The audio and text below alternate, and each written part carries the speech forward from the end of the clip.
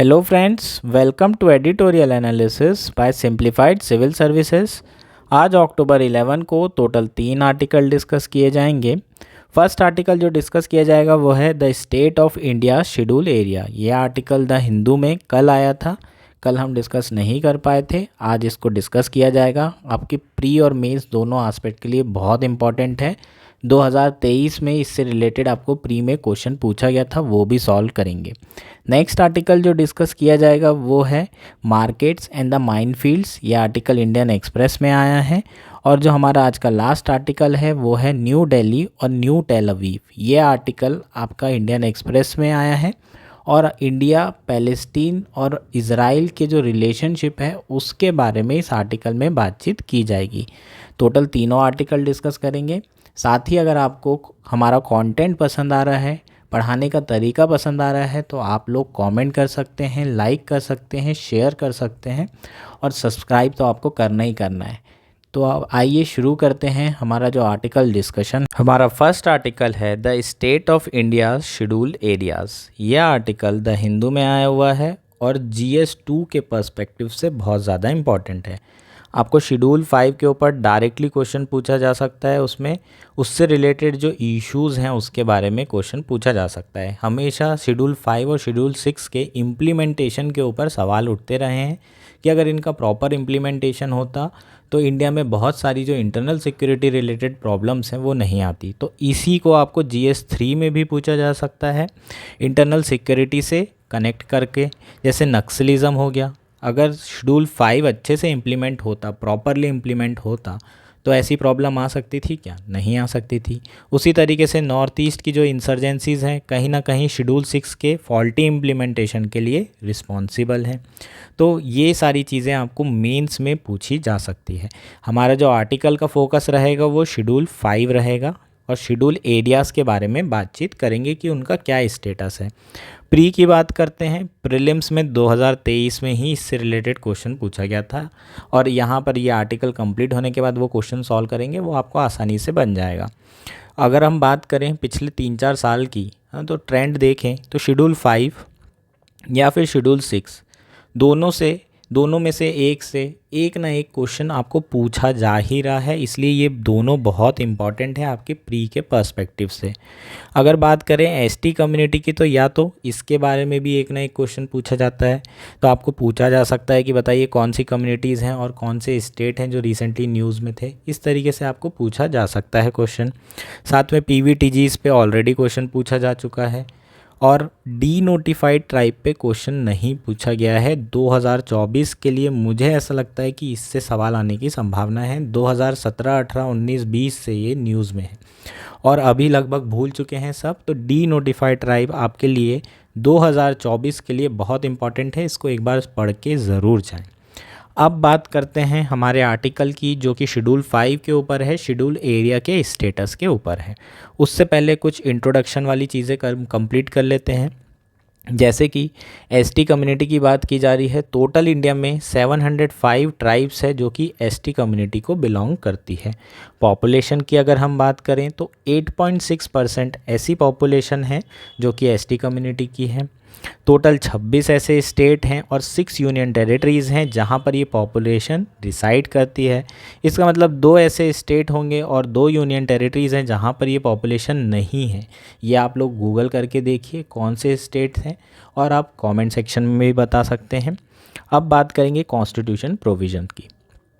तो इनसे रिलेटेड जो कॉन्स्टिट्यूशन प्रोविज़न है वो किस आर्टिकल में दिया है? आर्टिकल 244 में, जो किससे संबंधित है? Administration of schedule and tribal area से संबंधित है। आर्टिकल 244 क्लॉज 1 में एप्लीकेशन ऑफ 5th शेड्यूल की बात की गई है और 244(2) में एप्लीकेशन ऑफ 6th शेड्यूल की बात की गई है। तो 6th शेड्यूल अपने को काय में मिलेगा? 244(2) में और 5th शेड्यूल काय में है? 244(1) में। जो 6th शेड्यूल है वो बेसिकली 4 स्टेट में सिर्फ क्या है? एप्लीकेबल है। कौन कौन से स्टेट हैं? असम, मेघालय, त्रिपुरा एंड मिज़ोरम। ठीक है, इनको याद रखना ज़रूरी है। 80mm स्टेट, मैंने 80mm से याद रखा है। आप लोग अपना कोई भी कीवर्ड बना लीजिए जिससे आपको ये याद रहे। अपना खुद का बनाएंगे तो आपको याद रहने की संभावनाएं ज़्यादा रहेगी। ठीक है, तो आप बार बार रिवाइज करेंगे तो वैसे याद हो जाएगा। स्टेट पीसीएस में डायरेक्टली क्वेश्चन पूछा जा सकता है। अब बात करते हैं शेड्यूल एरियाज़ की। शेड्यूल एरिया कौन से शेड्यूल के अंदर कॉन्स्टिट्यूट किए जाते हैं? शेड्यूल 5 के अंदर कॉन्स्टिट्यूट किए जाते हैं। टोटल अगर हम एरिया की बात करें तो इंडिया के जो टोटल लैंड है उसका 11.3% एरिया जो है शेड्यूल एरिया से कॉन्स्टिट्यूट किया गया है। टोटल कितने स्टेट्स हैं जहाँ पर ये एरिया कॉन्स्टिट्यूट किया गया है? टोटल 10 स्टेट्स हैं। आंध्र प्रदेश, तेलंगाना, उड़ीसा, झारखंड, छत्तीसगढ़, मध्य प्रदेश, राजस्थान, गुजरात, महाराष्ट्र एंड हिमाचल प्रदेश। तो टोटल अगर हम देखें तो मेनली जो सेंट्रल इंडिया, वेस्टर्न इंडिया और ईस्टर्न इंडिया वाला पोर्शन है, सिर्फ यहीं पर एसटी कम्युनिटीज़ हैं। सिर्फ एक ऐसा स्टेट है जो कि हिली एरिया में है, वो है हिमाचल प्रदेश। ठीक है, तो ये आपको याद रखने की ज़रूरत है। अब बात करते हैं कॉन्स्टिट्यूशन प्रोविज़न की शेड्यूल 5 के। ये आपके प्री पर्सपेक्टिव से बहुत ज़्यादा इम्पॉर्टेंट है। सबसे पहला पॉइंट क्या है? जो शेड्यूल एरिया है वो कौन नोटिफाई करेगा? प्रेसिडेंट ऑफ इंडिया नोटिफाई करेंगे। तो कोई भी शेड्यूल एरिया कौन के द्वारा नोटिफाई किया जाता है? प्रेसिडेंट ऑफ इंडिया के द्वारा। फर्स्ट पॉइंट हो गया। जो भी स्टेट में शेड्यूल एरिया है वहाँ पर ट्राइबल एडवाइजरी काउंसिल सेटअप करना ज़रूरी है। इसका मतलब टीएसी क्या हो गई? कॉन्स्टिट्यूशनल बॉडी हो गई। कहाँ पर बनाई जाएगी? जहाँ पर शेड्यूल एरियाज़ हैं।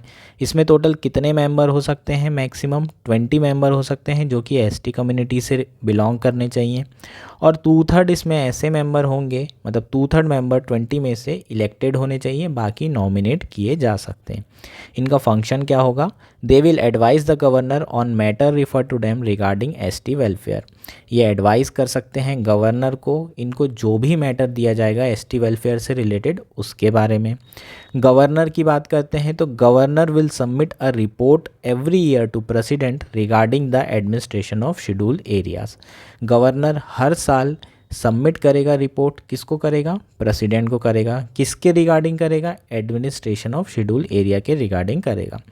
नेक्स्ट बात करते हैं, national government can give direction to state regarding the administration of schedule area. ये सारे कॉन्स्टिट्यूशन प्रोविजंस हैं, आर्टिकल्स में दिए हुए हैं कि नेशनल गवर्नमेंट डायरेक्शन दे सकता है स्टेट गवर्नमेंट को regarding administration of schedule areas. Governor क्या कर सकता है? रिपील कर सकता है या कोई भी लॉ को अमेंड कर सकता है। किसके द्वारा बनाया हुआ? पार्लियामेंट के द्वारा, स्टेट लेजिस्लेटिव असेंबली के द्वारा, in its application to schedule area of that state. मतलब अगर शेड्यूल एरिया में अप्लाई करना है तो वो या तो डायरेक्टली भी अप्लाई कर सकते हैं या फिर उसे अमेंड कर सकते हैं या फिर उसे रिपील भी कर सकते हैं। उस एरिया में एप्लीकेबल ही नहीं रहेगा कोई भी लॉ जो कि पार्लियामेंट या स्टेट लेजिस्लेटिव असेंबली के द्वारा बनाया जा रहा है। कौन कर सकता है ये याद रखना ज़रूरी है। ये आपको पूछा जा सकता है, गवर्नर के पास ये पावर होती है।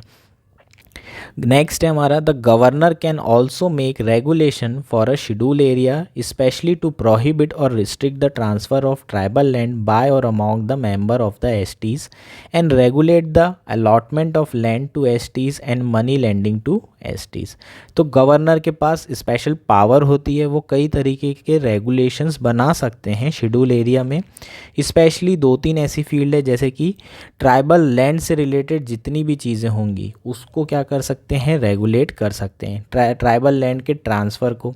एसटी लैंड जनरली बहुत सस्ती होती है तो इसलिए जो नॉन एसटी कम्युनिटी होती है वो उसको क्या करने की कोशिश करती है? खरीदने की। उससे रिलेटेड अगर प्रोविजंस होंगे वो कौन बना सकता है? गवर्नर बना सकता है, उसे रेगुलेट किया जा सकता है। नेक्स्ट प्रोविज़न है, this powerful provision authority and special responsibility wasted with governor with the president oversight. ये जो स्पेशल प्रोविज़न है, अथॉरिटी है, स्पेशल रिस्पॉन्सिबिलिटी है, ये किसको दी गई है? गवर्नर को दी गई है। और अल्टीमेटली अगर अप्रूवल लेने की बात की जाए तो अप्रूव कौन करता है? प्रेसिडेंट। तो पूरी की पूरी अथॉरिटी किसके पास में होगी? सेंट्रल गवर्नमेंट के पास में होगी। सेंट्रल गवर्नमेंट के पास क्यों होगी? क्योंकि प्रेसिडेंट किसकी एड एंड एडवाइस पे काम करता है? सेंट्रल गवर्नमेंट की एड एंड एडवाइस पे काम करता है। तो ये जो बेसिकली हमारे प्रोविजंस हो जाएंगे ये शेड्यूल 5 के कॉन्स्टिट्यूशन में जो दिए हुए प्रोविजंस हैं वो सारे हो जाएंगे। अब बात करते हैं कि who decides a schedule area. तो हमने पहले भी बात की थी, जो प्रेसिडेंट होते हैं वो डिक्लेयर करते हैं कोई भी एरिया को शेड्यूल एरिया। सुप्रीम कोर्ट ने 2006 में जो वर्डिक्ट दी थी उसमें ये कहा था कि जो आइडेंटिफिकेशन ऑफ शेड्यूल एरिया है वो एग्जीक्यूटिव फंक्शन है और उसमें किसी एक्सपर्टीज़ की ज़रूरत नहीं है। ज़रूरी नहीं है कि 50% मिनिमम पॉपुलेशन होगी तभी जो है किसी एरिया को शेड्यूल एरिया कहा जाएगा, या फिर उससे कम पॉपुलेशन होगी तो उस एरिया को शेड्यूल एरिया कहा जाएगा। इस तरीके से कोई भी क्राइटेरिया नहीं डिसाइड किया गया है। फाइनली जो अथॉरिटी है वो प्रेसिडेंट के पास है और वो फाइनल डिसीज़न लेंगे। नेक्स्ट क्वेश्चन है हमारा, how are schedule areas identified. तो जो नेक्स्ट है कि किस तरीके से हम आइडेंटिफाई करते हैं शेड्यूल एरिया को, मतलब कॉन्स्टिट्यूट करते हैं कि ये एरिया पर्टिकुलरली शेड्यूल एरिया के अंदर आना चाहिए। ठीक है, तो कॉन्स्टिट्यूशन में दिया है क्या? बिल्कुल नहीं दिया हुआ है। कोई लॉ बनाया गया है क्या? बिल्कुल नहीं बनाया गया है। तो किसी भी एरिया को शेड्यूल एरिया की तरह आइडेंटिफाई करने के लिए कोई भी क्राइटेरिया अवेलेबल नहीं है कॉन्स्टिट्यूशन में या फिर किसी भी लॉ में। हालांकि 1961 में देहबार कमीशन जो रिपोर्ट थी उसमें कुछ क्राइटेरियाज दिए गए थे। क्या क्राइटेरिया थे? वो फर्स्ट क्राइटेरिया है preponderance of the tribal population, जहाँ पर ट्राइबल पॉपुलेशन बहुत ज़्यादा हो, पहली बात तो। दूसरा, compactness and reasonable size of area, जो एरिया होना चाहिए वो कॉम्पैक्ट एरिया, मतलब जो पॉपुलेशन है वो कॉम्पैक्ट एरिया में हो, छोटे से एरिया में हो, और उस जो एरिया है उसका साइज़ कम से कम रीज़नेबल हो, है ना। किसी भी एरिया को शेड्यूल एरिया घोषित करने के लिए ऐसा नहीं कि सिर्फ एक छोटे से 8-15 घर के गांव को जो है शेड्यूल एरिया बना दिया, इस तरीके से नहीं बना सकते। A viable entity, administrative entity such as district, block और तालुक, तो वो जो एंटिटी होगी वो वायबल एंटिटी होना चाहिए, मतलब वहाँ पर कुछ रेवेन्यू आना चाहिए, उसको बनाने से कुछ बेनिफिट भी हो सके लोगों को, है ना। वैसी ही एंटिटी को शेड्यूल एरिया बनाया जाना चाहिए। And economic backwardness of the area relative to neighbouring areas, उसकी जो इकोनॉमिक बैकवर्डनेस है उसको भी हम क्या ले सकते हैं, क्राइटेरिया में इंक्लूड कर सकते हैं। ये किसके द्वारा दिया गया था? UN Dhebar commission. ठीक है, ये कब बनाया गया था? 1960 में। इसके बारे में अलग से भी बात करूँगा, ये आपके प्री के लिए इम्पॉर्टेंट है। तो कोई भी ऐसा लॉ था क्या जिस पे क्राइटेरिया दिया गया था? बिल्कुल भी नहीं, है ना। Minimum percentage of ST population के बारे में भी कहीं बात नहीं की गई थी, ना ही किसी कट ऑफ डेट के बारे में कि इस डेट के बाद शेड्यूल एरिया घोषित नहीं किया जाएगा, ऐसा कुछ भी नहीं किया गया था। 2002 में schedule areas and schedule tribes commission जो है बनाई गई थी, उसने रिकमेंड किया था कि all revenue villages with 40% or more tribal population according to 1951 census में be considered as a schedule area on merit. इसका मतलब जो 2002 में schedule area and schedule tribes commission था, उन्होंने रिकमेंडेशन दी थी कि अगर कोई भी एरिया है जिसमें 40% शेड्यूल ट्राइब की पॉपुलेशन है, उसे हम क्या कर सकते हैं, शेड्यूल एरिया की तरह घोषित कर सकते हैं। लेकिन जो पॉपुलेशन है वो कौन से सेंसस के हिसाब से होना चाहिए? 1951 के सेंसस के हिसाब से होना चाहिए। इसी चीज़ को जो मिनिस्ट्री ऑफ ट्राइबल है उन्होंने स्टेट को कम्युनिकेट कर दिया था, लेकिन स्टेट गवर्नमेंट की तरफ से कोई भी रिस्पांस नहीं आया है। अब बात करते हैं जो सबसे बड़ा इशू है जो कि इस आर्टिकल में दिया हुआ है। इस आर्टिकल में कहा गया है कि बहुत सारे ऐसे विलेज हैं जो कि 10 स्टेट्स में हैं, वो लेफ़्ट आउट हो चुके हैं, जबकि वहाँ पर बहुत बड़ी संख्या में ST कम्युनिटीज़ रह रही हैं। बहुत सारे जो आदिवासी ऑर्गेनाइजेशन हैं उन्होंने डिमांड करी है कि इन सारे विलेजेस को क्या किया जाना चाहिए, इंक्लूड किया जाना चाहिए। अगर हम टोटल शेड्यूल एरिया में बात करें तो 60% ऐसी पॉपुलेशन है ST कम्युनिटी की जो शेड्यूल एरिया के बाहर रह रही है, और टोटल जो पॉपुलेशन शेड्यूल एरिया के अंदर रह रही है वो केवल कितनी है? 40% पॉपुलेशन। इसका मतलब क्या है? हमने शेड्यूल 5 को जो है कॉन्स्टिट्यूशन में रखा, किसके लिए? ताकि शेड्यूल ट्राइब्स का वेलफेयर हो सके, शेड्यूल ट्राइब का डेवलपमेंट हो सके, वो खुद को गवर्न कर सके, साथ ही में उनका जो कल्चर है उसको प्रिजर्व किया जा सके। ये सारे हमारे क्या थे? ऑब्जेक्टिव। लेकिन अगर 60% पॉपुलेशन जो है शेड्यूल 5 या शेड्यूल एरिया के बाहर रहेगी तो फिर इस जो शेड्यूल 5 का ऑब्जेक्टिव था वो फुलफ़िल हो पाएगा क्या? पॉसिबल ही नहीं है ना। तो ये सारे इश्यूज़ के बारे में अब बात करेंगे कि आखिर ऐसे रीज़न्स क्या हैं जिसके कारण बहुत सारे जो पॉपुलेशन है वो शेड्यूल एरिया के बाहर रह रही है, या फिर शेड्यूल एरिया को क्यों नहीं बढ़ाया जा रहा है ना। तो सबसे बड़ा रीज़न है जो कि अभी हमने डिस्कस किया, lack of criteria to identify area as a schedule area in constitution oblique law। कहीं पर भी आइडेंटिफाई करने के लिए कोई क्राइटेरिया नहीं दिया गया है कि शेड्यूल एरिया किस तरीके से हम क्या कर सकते हैं, आइडेंटिफाई कर सकते हैं। ना ही संविधान में दिया है, ना ही किसी लॉ में दिया है। दूसरा जो सबसे बड़ा रीज़न है जो ब्यूरोक्रेसी हमेशा देती रहती है वो है absence of viable ST majority in administrative area. तो बेसिकली ये क्या कहते हैं, किसी एक एडमिनिस्ट्रेटिव एरिया में वायबल पॉपुलेशन ही नहीं है, इसके कारण बहुत सारे विलेजेस जो हैं लेफ़्ट आउट हो गए हैं। बहुत सारे जो रेवेन्यू एरियाज़ हैं, तालुक एरिया हैं, ब्लॉक एरिया हैं, वो सारे क्या हो गए हैं, लेफ़्ट आउट हो गए हैं। और ये बेसिकली एग्जांपल क्या है, ब्यूरोक्रेटिक अपैथी का। अभी और अच्छे से समझाऊंगा ये सारी चीज़ों को। नेक्स्ट जो हमने पढ़ा था, compactness and contiguity treated by the government as a mandatory criteria. हमने अभी डेवार कमीशन पढ़ा था, उसमें जो कॉम्पैक्टनेस है, किसी भी एरिया में कॉम्पैक्टनेस होना चाहिए और बहुत सारे जो एरियाज़ हैं उसमें कंटिग्यूटी होना चाहिए, कंटिग्यूअस होने चाहिए वो, तभी जो है उस एरिया को सरकार क्या कर रही है, शेड्यूल एरिया घोषित कर रही है, जो कि सही नहीं है। रिसेंटली जो केरला ने प्रपोज़ल भेजा है उसमें जो विलेजेस हैं उसमें ये क्राइटेरिया फुलफ़िल नहीं हो रहा है, और जो कि अच्छी बात है। ठीक है, केरला का आपको पता है ये 10 स्टेट्स में नहीं आता है और ये 11th स्टेट होगा शेड्यूल एरिया घोषित करने वाला। ठीक है, ये इसलिए आपके लिए काफ़ी ज़्यादा इंपॉर्टेंट न्यूज़ है। जो नेक्स्ट इंपॉर्टेंट पॉइंट है वो है resource rich tribal villages divided by administrative boundary pushing them to the margins. क्या होता है, बहुत सारे जो ट्राइबल विलेजेस हैं वहाँ पर बहुत ज़्यादा रिसोर्सेज और मिनरल होने की संभावनाएं होती हैं, लेकिन अगर वो शेड्यूल 5 एरिया में आ जाएगा तो किसकी हमें परमिशन चाहिए होती है, लैंड से रिलेटेड ग्राम सभा की परमिशन चाहिए रहती है। और रिकमेंडेशन जब तक के पूरे लोगों की ना मिले तब तक के वहाँ पर लैंड एक्विजिशंस नहीं किए जा सकते। इन्हीं कारणों से बहुत सारे एरियाज़ को एडमिनिस्ट्रेटिव तरीके से इस तरीके से ब्रेक किया गया है कि जो ट्राइबल पॉपुलेशन है वो मेजॉरिटी में ना आए, और वो जो एरिया है वो बेसिकली क्या हो, शेड्यूल एरिया का पार्ट ना बन जाए, ताकि वहाँ पर ज़मीनें खरीदना आसान रहे। ये सब सारी चीज़ें सरकार जो है कर रही है ताकि आसानी से ज़मीनें खरीदी जा सके। कहाँ पर, रिसोर्स रिच ट्राइबल विलेजेस में। ये सबसे बड़ा रीज़न है। इसके कारण बहुत सारे ऐसे लॉज हैं, बहुत सारे राइट्स हैं जो ट्राइबल कम्युनिटी को क्या हो रहे हैं, डिनाई हो रहे हैं। बहुत सारे ऐसे लॉ हैं जो इन पे एप्लीकेबल नहीं हो रहे हैं, जैसे कि land acquisition act 2013, biodiversity act 2002। ये सारे के सारे 60% पॉपुलेशन को जो राइट्स हैं इसके अंदर वो नहीं मिल रहे हैं। हम एफआरए की बात करें तो एफआरए एक्ट में भी विलेजेस की डेफिनेशन प्रॉपरली दी गई है, और ये जो शेड्यूल एरिया है उसमें कम्युनिटी फॉरेस्ट को भी इंक्लूड किया गया है, लेकिन अभी तक के इसे सरकार जो है कम्युनिटी फॉरेस्ट को इंक्लूड नहीं की हुई है। तो ये सब सारी चीज़ें बेसिकली इनको करने की ज़रूरत है। इसमें प्रॉपरली चीज़ें दी हुई है कि क्या करने की सरकार को ज़रूरत है। सबसे पहले तो जितने भी हैबिटेशन हैं जो भी शेड्यूल एरिया के बाहर हैं, यूटी हैं, उनको एसटी को क्या करने की ज़रूरत है, शेड्यूल एरिया घोषित करने की ज़रूरत है। मतलब जो 60% पॉपुलेशन बाहर रह रही है उसको शेड्यूल एरिया के अंदर लाने की ज़रूरत है।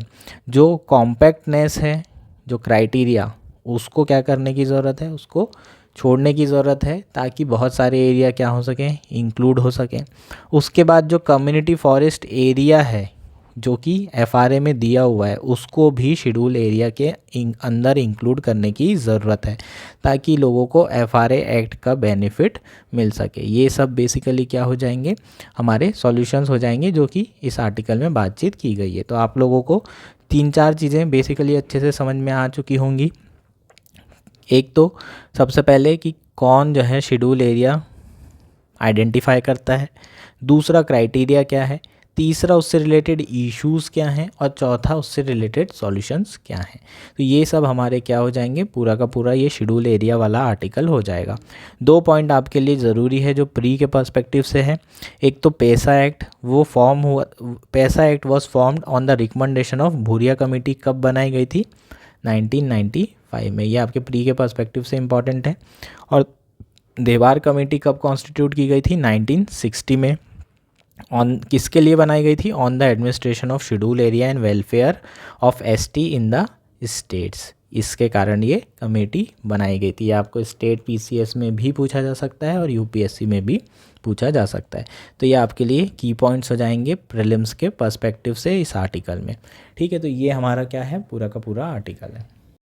हमारा नेक्स्ट आर्टिकल है मार्केट्स एंड द माइनफील्ड्स। यह आर्टिकल इंडियन एक्सप्रेस में आया है और GS3 मेंस के पर्सपेक्टिव से इम्पॉर्टेंट है, इकॉनमी के पर्सपेक्टिव से इम्पॉर्टेंट है।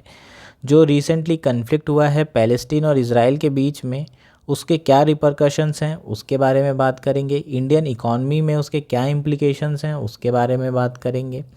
और साथ में पूरी दुनिया में मार्केट में किस तरीके से असर पड़ रहा है, ये सारी चीज़ों की बातचीत की जाएगी। प्री पर्सपेक्टिव से देखा जाए तो कुछ ऐसे टर्म्स हैं जिस पे हम अलग से डिस्कशन करेंगे जो यूपीएससी में पूछे जा सकते हैं। अब आर्टिकल शुरू करते हैं कि जो रिसेंटली वेस्टर्न एशिया कन्फ्लिक्ट है, वो कन्फ्लिक्ट के कारण पूरे दुनिया के जो मार्केट हैं उनमें ख़राब असर देखने को मिला है। ऐसा क्यों हुआ है, क्योंकि जो अनसर्टेनिटी है वो बहुत ज़्यादा बढ़ जाती है जब भी कोई भी कन्फ्लिक्ट होता है। स्पेशली क्रूड ऑयल प्राइसेस में हमें बहुत बड़ा जो चेंजेस है, फ्लक्चुएशंस हैं, वो देखने को मिलते हैं। क्योंकि ये वेस्ट एशिया की बात है, वेस्ट एशिया रीजन सबसे बड़ा रीजन है प्रोडक्शन और एक्सपोर्ट करने का, इसलिए क्रूड ऑयल के प्राइसेस पे बहुत बड़ा असर देखने को हमें मिला है। अगर हम इंडियन मार्केट की बात करें तो उसमें भी वीकनेस एग्जिबिट की है। मंडे के दिन मार्केट काफ़ी गिर गया था, हालांकि ट्यूसडे को जो मार्केट है वो काफ़ी रिकवर किया है। फॉरेन पोर्टफोलियो इन्वेस्टर की बात करें तो उन्होंने भी इंडियन इकॉनमी से पुल आउट किया है। लगभग 1000 करोड़ रुपए जो है इंडिया से बाहर गए हैं। इसको हॉट मनी कहा जाता है। ठीक है, ये आपको पता होना चाहिए कि इसे हॉट मनी कहा जाता है जो फॉरेन पोर्टफोलियो इन्वेस्टर अपने यहाँ इन्वेस्ट करते हैं। तो इंडियन के स्टॉक मार्केट तो रिकवर कर रहे हैं, लेकिन ओवरऑल ग्लोबल अनसर्टेनिटी है पूरे मार्केट्स में, इंडिया में भी और पूरी दुनिया में, जिसके रिपरकशंस हमें इकॉनमी में देखने को मिलेंगे, इंडिया में भी और पूरे वर्ल्ड में। अगर हम पूरे वर्ल्ड की बात करें तो इकॉनमी पूरे दुनिया में जो है स्लो डाउन चल रहा है, साथ ही में इन्फ्लेशन भी चल रहा है। तो स्टैगफ्लेशन का सामना करना पड़ रहा है, मतलब इकॉनमी स्टैगनेंट है और इन्फ्लेशन बढ़ा हुआ है वेस्टर्न कंट्रीज़ में, जिसके कारण ओवरऑल पूरे वर्ल्ड की जो ग्रोथ है वो बहुत कम प्रिडिक्ट की गई है इस बार IMF के द्वारा। अगर हम इंडिया की बात करें तो इंडिया अच्छे तरीके से ग्रो कर रहा है, लेकिन चूँकि ग्लोबल हेडविंड्स और बहुत सारे कन्फ्लिक्ट चल रहे हैं बाहर, उसके कारण इंडिया की जो ग्रोथ है वो उतनी तेज़ी से नहीं हो पा रही है। साथ ही में इन्फ्लेशन एक बहुत बड़ा इशू है जिसको इंडिया उतने अच्छे तरीके से रिजॉल्व नहीं कर पा रहा है। अब बात करते हैं क्रूड ऑयल प्राइसेस की, इसके ऊपर क्या इम्प्लीकेशंस पड़ रहे हैं। तो रिसेंटली सितंबर में जो प्राइसेस थे वो $97 प्रति बैरल पहुंच गए थे, जब रशिया और सऊदी अरेबिया ने अनाउंस किया था कि वो अपने प्रोडक्शन को कट करेंगे। इसका मतलब जो सप्लाई है उसको कट किया जाएगा, इसलिए जो है जो प्राइसेस थे वो बढ़ के कहाँ पहुंच गए थे, 97 बैरल। हालांकि धीरे धीरे वो प्राइसेस कम हो गए और अभी जो है 85 बैरल के आसपास ये प्राइसेस हैं। अगर मंडे की बात करें तो ब्रेंट क्रूड ऑयल कितने रुपए में ट्रेड हो रहा था, $88 प्रति बैरल। ये ज़्यादा क्यों था मंडे को, क्योंकि जो पैलेस्टीन इशू हुआ था उसके कारण अनसर्टेनिटी बढ़ सकती थी वेस्ट एशिया स्टेबिलिटी में। तो हम लोग किसकी बात कर रहे हैं यहाँ पर, ब्रेंट क्रूड ऑयल की बात कर रहे हैं।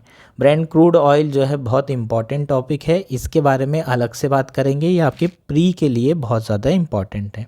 इंडिया के लिए चिंता की बात क्यों है, क्योंकि इंडिया ऑयल इंपोर्टिंग कंट्री है। टोटल रिक्वायरमेंट की बात की जाए तो उसमें 80% of its requirement India import करता है।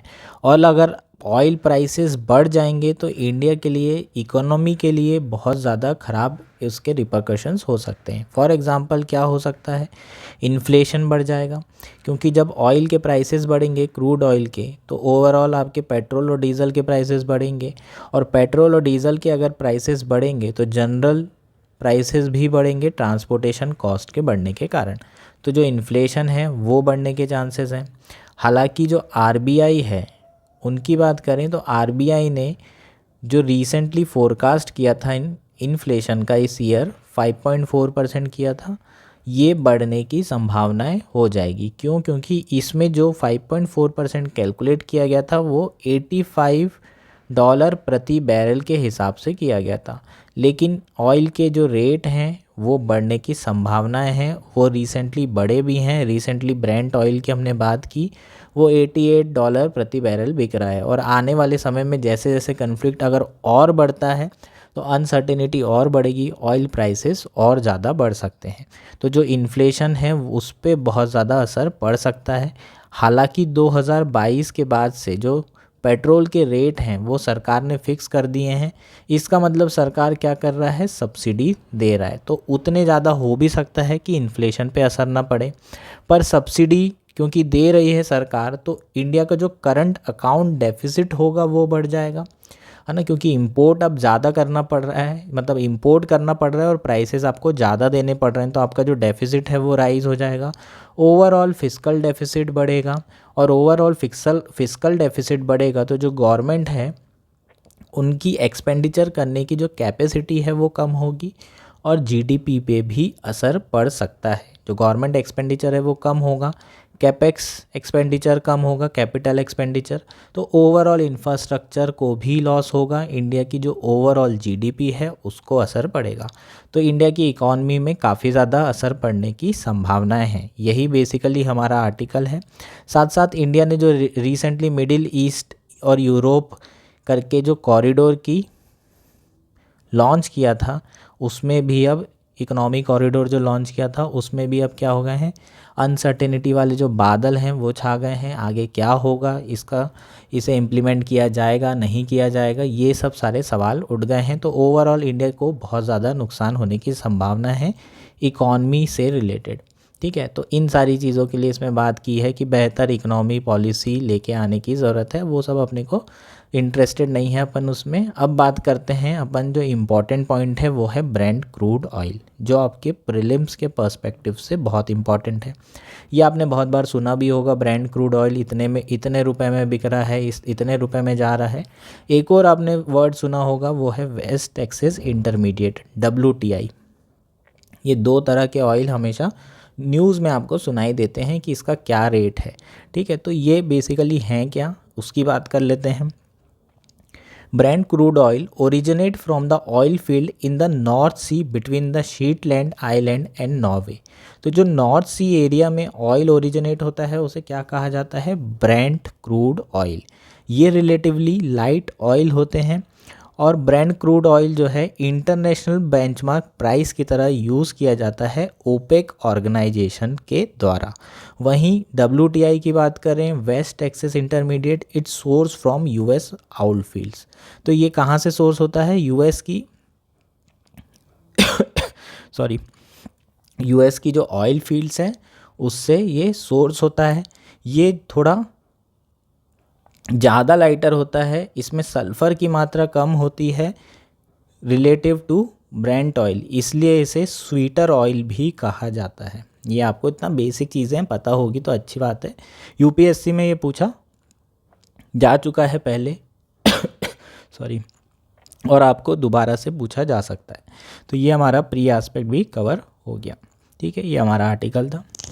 कल हम लोग ने इज़राइल पैलेस्टीन कन्फ्लिक्ट के बारे में डिटेल में चर्चा की थी, 2 स्टेट सॉल्यूशन के बारे में चर्चा की थी। आज हम लोग इंडिया की क्या स्टैंड है, क्या पॉलिसी है इज़राइल पैलेस्टीन कन्फ्लिक्ट में, उसके बारे में डिस्कशन करेंगे। उसी से रिलेटेड ये लास्ट आर्टिकल है, न्यू दिल्ली न्यू तेल अवीव। ये आर्टिकल इंडियन एक्सप्रेस में आया है और GS2 मेंस के पर्सपेक्टिव से बहुत ज़्यादा इंपॉर्टेंट है। प्रीलिम्स से पर्सपेक्टिव एक दो चीज़ें इंपॉर्टेंट रहेगी, वो मैं आपको उसी समय बता दूंगा। बात करते हैं मेंस के पर्सपेक्टिव से, तो आपको क्वेश्चन पूछा जा सकता है कि India relationship with Palestine based on the moral ground while with Israel it is guided by change in geopolitics and national interest.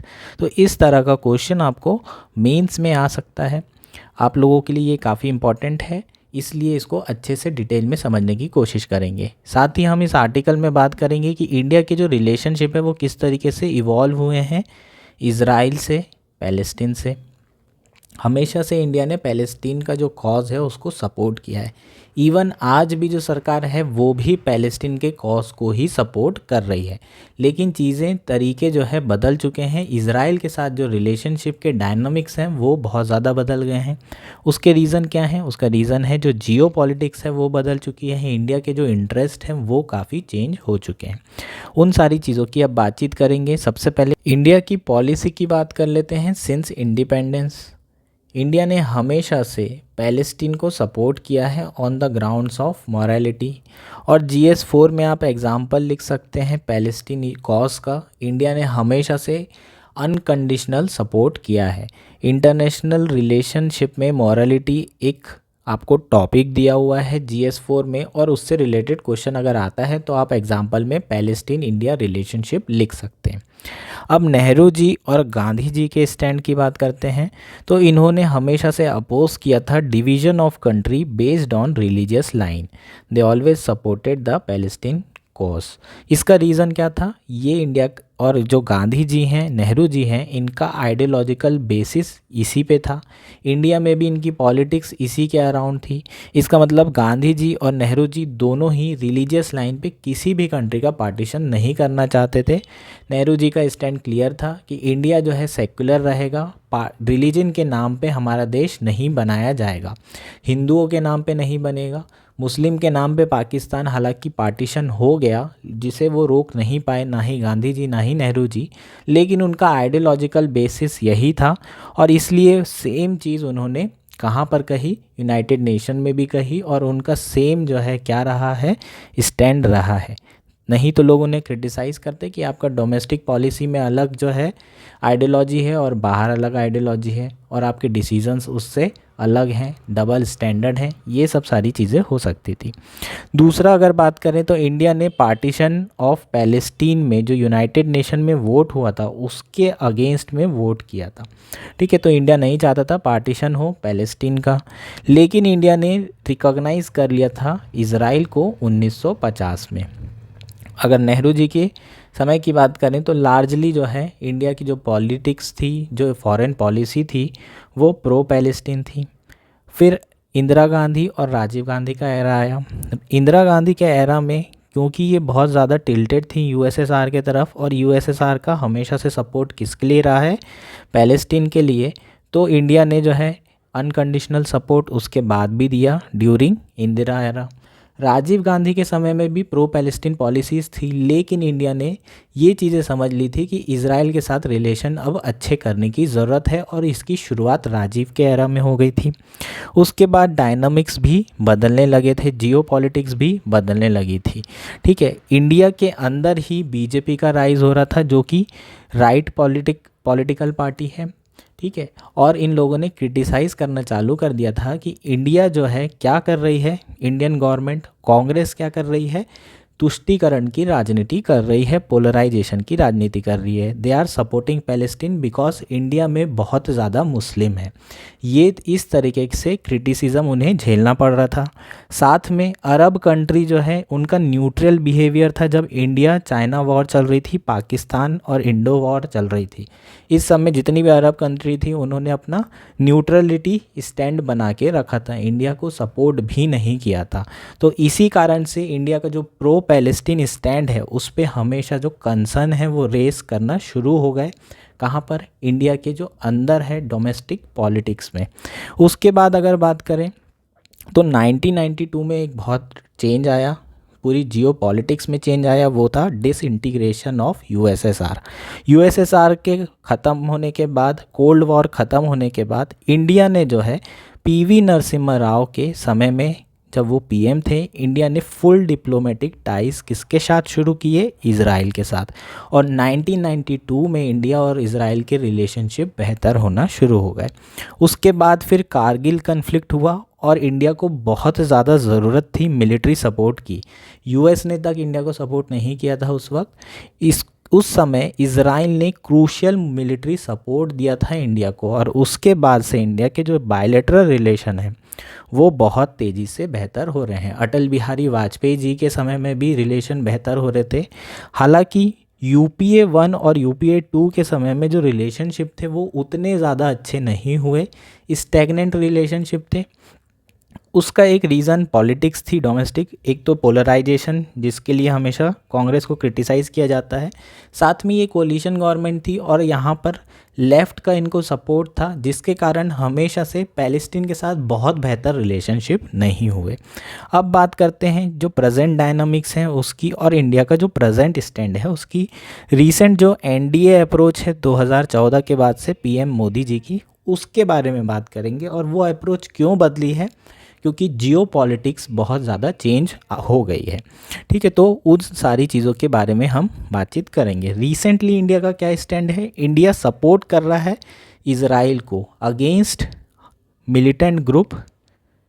ठीक है, तो ये क्या कर रहे हैं? टेररिज्म कर रहे हैं। और इंडिया का आइडियोलॉजिकल बेसिस क्या है? टेररिज्म ना तो अच्छा होता है ना तो बुरा होता है, टेररिज्म सिर्फ टेररिज्म होता है। तो कोई गुड टेररिज्म नहीं होता, कोई बैड टेररिज्म नहीं होता। अगर इंडिया यहाँ पर पैलेस्टीन को सपोर्ट करता है तो फिर इंडिया का जो स्टैंड है टेररिज्म में वो उसके अगेंस्ट में हो जाएगा। तो इंडिया का जो आइडियोलॉजिकल स्टैंड है टेररिज्म में, उसको जस्टिफाई करने के लिए भी इंडिया ने किसको सपोर्ट किया है? इज़राइल को सपोर्ट किया है। इंडिया आज भी प्रो पैलेस्टीन है, मैं आपको ये बता दूं। इंडिया प्रो पैलेस्टीन अभी भी है, वो उनके कॉज के साथ अभी भी खड़ा है, लेकिन वो टेररिज्म के खिलाफ है। इसलिए इंडिया ने हमास को सपोर्ट नहीं किया है, इज़राइल को सपोर्ट किया है। अब एनडीए की अप्रोच की बात करें तो एनडीए के दौर में जो है टाइज़ विथ इज़राइल बहुत अच्छे हो गए हैं, बहुत बेहतरीन टाइज़ रहे हैं। दोनों के साथ जो है पैलेस्टीन और इज़राइल दोनों के साथ जो है टाइज़ को क्या किया गया है? बैलेंस करने की कोशिश की गई है। 2017 में पहले प्राइम मिनिस्टर बने हमारे मोदी जी, जो कि विज़िट किए थे इज़राइल, और 2018 में उनकी विज़िट कहाँ हुई थी? पैलेस्टीन में। ठीक है, तो 2018 में पैलेस्टीन में गए। इसका मतलब क्या हुआ? उन्होंने जो रिलेशनशिप थी उसको डी हाइफनेट कर दिया। ऐसा नहीं कि आप इज़राइल गए तो आपको पैलेस्टीन जाना ही पड़ेगा, ऐसा नहीं था। दोनों ही अलग अलग विज़िट थी, अलग अलग ईयर में थी। इसका मतलब अब इंडिया पैलेस्टीन और इज़राइल के रिलेशनशिप को सिर्फ एक चश्मे से नहीं देख रहा था। अब इंडिया इज़राइल के साथ जो रिलेशनशिप है वो अपने नेशनल इंटरेस्ट के हिसाब से कर रहा था और पैलेस्टीन को कॉज को हमेशा से सपोर्ट कर रहा था। इंडिया ने 2 स्टेट जो सॉल्यूशन है उसको पूरा सपोर्ट दिया है, काफ़ी समय से इसको सपोर्ट कर रहा है ताकि पीस लाया जा सके। कहाँ पर? इज़राइल और पैलेस्टीन में। तो ये चीज़ें रही हैं। अब जियोपॉलिटिक्स कैसे बदली है? जियोपॉलिटिक्स में सबसे बड़ा जो चेंज आया है वो है अरब वर्ल्ड का acceptance of Israel. Abraham accord की बात की जाए, इज़राइल और सऊदी के बीच में एक बहुत एग्रीमेंट क्या होने वाला था? साइन होने वाला था। हालांकि आज ही आर्टिकल आया है, एक न्यूज़ आई है कि अब वो एग्रीमेंट नहीं हो सकता। इनके बीच में जो रिलेशनशिप नॉर्मलाइज होने की बात की जा रही थी, शायद अब वो ना हो पाए क्योंकि हमास ने अटैक कर दिया है।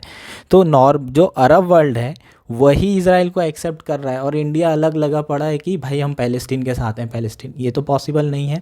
इंडिया को बेनिफिट भी कौन देता है? अगर इकोनॉमिकली देखें तो कौन दे रहा है? इज़राइल। मिलिट्री देखें, डिफेंस टाइज देखें तो कौन दे रहा है? इज़राइल। तो इंडिया सपोर्ट बिल्कुल कर रहा है मॉरल ग्राउंड में पैलेस्टीन को, लेकिन हम लोग किसके साथ रिलेशन बेहतर कर रहे हैं? इज़राइल के साथ। इसके साथ साथ जो एनडीए गवर्नमेंट है उन्होंने वेस्ट एशियन कंट्रीज़ के साथ भी जो रिलेशनशिप है उसे मॉडर्नाइज़ किया है ना, स्ट्रेटेजिक पार्टनरशिप की है, इवॉल्व हुई है। यूएई, सऊदी अरेबिया, इन सारी कंट्रीज़ के साथ हमने जो रिलेशनशिप है उसे मॉडर्नाइज़ किया है, स्ट्रेटेजिक पार्टनरशिप साइन किए हैं।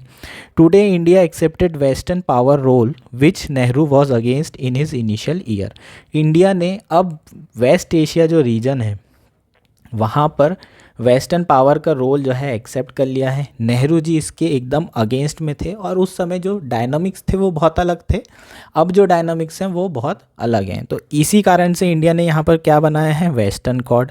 आपको पता होगा I2U2। तो इंडिया धीरे धीरे क्या कर रहा है, यहाँ पर डिसीज़न मेकिंग में भी आ रहा है। एक बहुत बड़ा जो है क्या है, स्टेक होल्डर है। कहाँ पर, वेस्ट एशिया जो पॉलिटिक्स है उसमें भी वेस्ट एशिया की स्टेबिलिटी में इंडिया का बहुत बड़ा क्या है, रोल हो रहा है। धीरे धीरे वो डिसीज़न मेकिंग पावर में भी आ रहे हैं। ठीक है, तो ये हमारे क्या हो गए, रीसेंट जियोपॉलिटिक्स चेंजेस हो गए। और सक्सेसफुली अगर बात की जाए तो एनडीए ने रीजनल डिप्लोमेसी को रिलीजन से क्या किया है, डीलिंक कर दिया है। ये जो रीजन है बेसिकली मुस्लिम मेजॉरिटी रीजन है। तो इन जो एनडीए गवर्नमेंट थी उनकी जो डिप्लोमेसी या फॉरेन पॉलिसी है उसमें रीजनल डिप्लोमेसी को रिलीजन से बिल्कुल अलग कर दिया है। और इंडिया के जो रिलेशनशिप हो रहे हैं वेस्टर्न एशियन कंट्री से, सऊदी से, ईरान से और यूएई से, इन सारी कंट्रीज़ के साथ जो इंडिया के रिलेशन है बहुत तेज़ी से स्ट्रॉन्ग हो रहे हैं, बायलैटरल टाइज बढ़ रहे हैं। और उसका जो मेन रीज़न है वो बेसिकली इनका कन्वर्जेंस है डिफेंस में, इकोनॉमिक्स में। रिलीजन को इससे हटा करके देखा जा रहा है और यही पिछले कुछ सालों में जो है इन जो डायनामिक्स हैं वो बदले हैं। और ये जो डायनामिक्स है इसके बारे में इस आर्टिकल में बातचीत की गई है। होपफुली आपको ये सारी चीज़ें समझ में आ गई होगी। एक दो कीवर्ड हैं जिसको आपको समझने की ज़रूरत है। रमल्ला, रमल्ला जो है प्लेस कहाँ पर है, पैलेस्टीन में। तेल अवीव तो ये हमें पता ही है, इज़राइल में। ये दोनों आपको पता होना चाहिए प्लेसेस इन न्यूज़ के हिसाब से, प्रीलिम्स में आपको पूछा जा सकता है।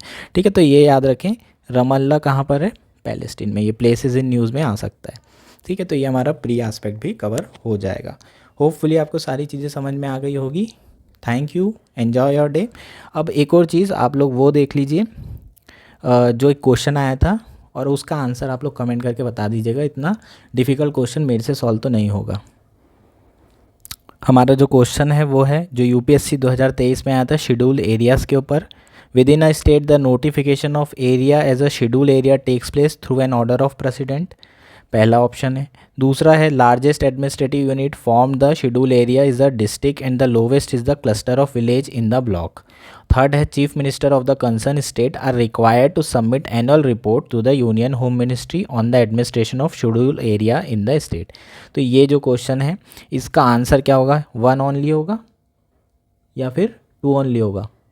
ठीक है, तो तुम लोग बता देना 1 है कि 2 है। मेरे हिसाब से तो ओनली 2 होगा। अब कौन से ओनली 2 होंगे वो तुम लोगों को बताना है। ठीक है, कौन कौन से ऑप्शन, एकदम बेकार सा ट्रेंड चालू कर दिया है यूपीएससी ने जिसका कोई सेंस नहीं है। इसमें बच्चों को तुक्के बहुत लग सकते हैं, सही वालों के गलत हो सकते हैं और गलत होने वालों के ज़्यादा सही हो रहे हैं। ठीक है, तो ये जो आर्बिट्री ट्रेंड है इसका हम कुछ कर नहीं सकते, लेकिन इसका आंसर ओनली 2 है ये तो कंफर्म है। कौन से हैं ये तुम लोग कमेंट करके बताओ, कौन सा सही है कौन सा गलत। ठीक है, तो ये हमारा आज का डिस्कशन कंप्लीट होता है।